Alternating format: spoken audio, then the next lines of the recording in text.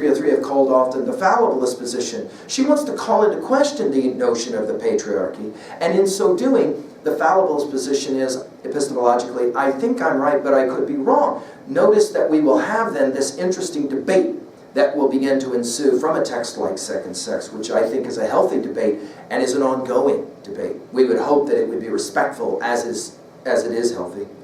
What does this text say about ontology? Well, if it's true what Rousseau said, that men are born free but everywhere in chains, it seems that Beauvoir is arguing that women are never born free by virtue of the fact that they live in a culture where they are subjugated.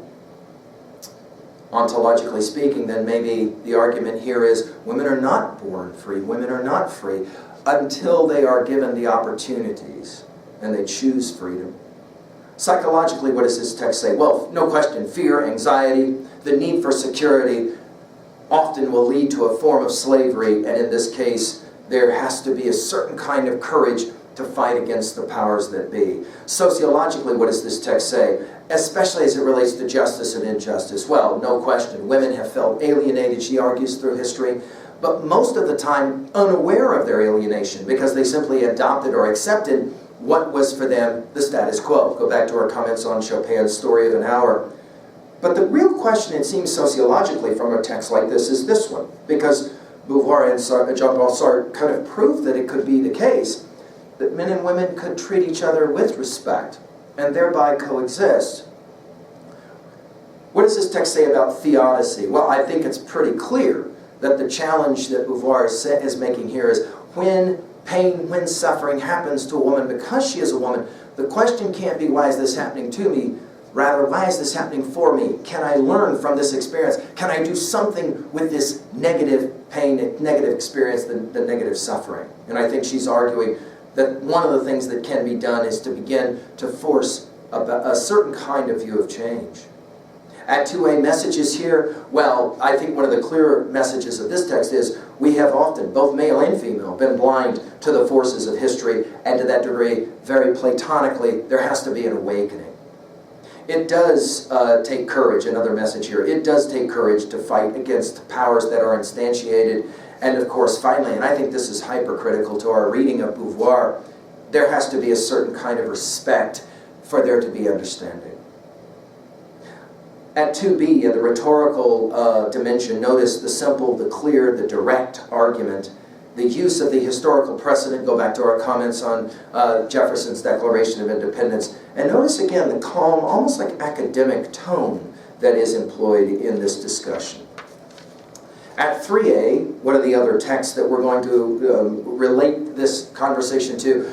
Of course, Plato's Republic, no question. His argument that women have the right to rule in his ideal state. And then, of course, Aristotle's Politics that comes back to argue absolutely no way. And, of course, the birth of the patriarch is in many ways instantiated in that moment, as we have said in other lectures.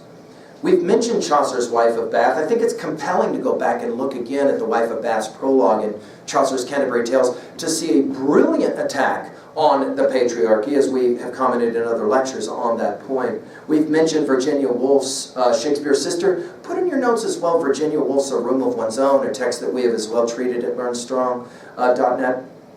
Alice Walker's classic essay In Search of Our Mother's Gardens, I think, is one of the central essays of the 20th century to discuss this topic, as well as, of course, her classic novel, Color Purple. And I've mentioned it earlier, and I'll mention it again. Audre Lorde's Cancer Journals is one of those classic texts that I think speaks directly to these issues as well. Finally, at 3B, how can we relate to this information personally?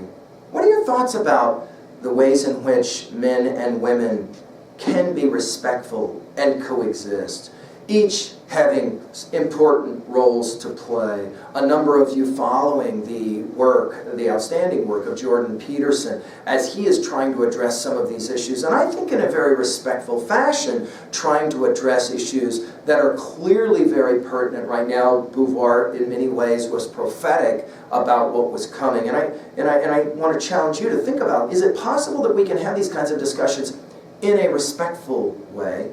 What was a time that you felt, another question, what was a time you felt alienated in some way because of issues of sexual identity or gender, or a time that you witnessed it?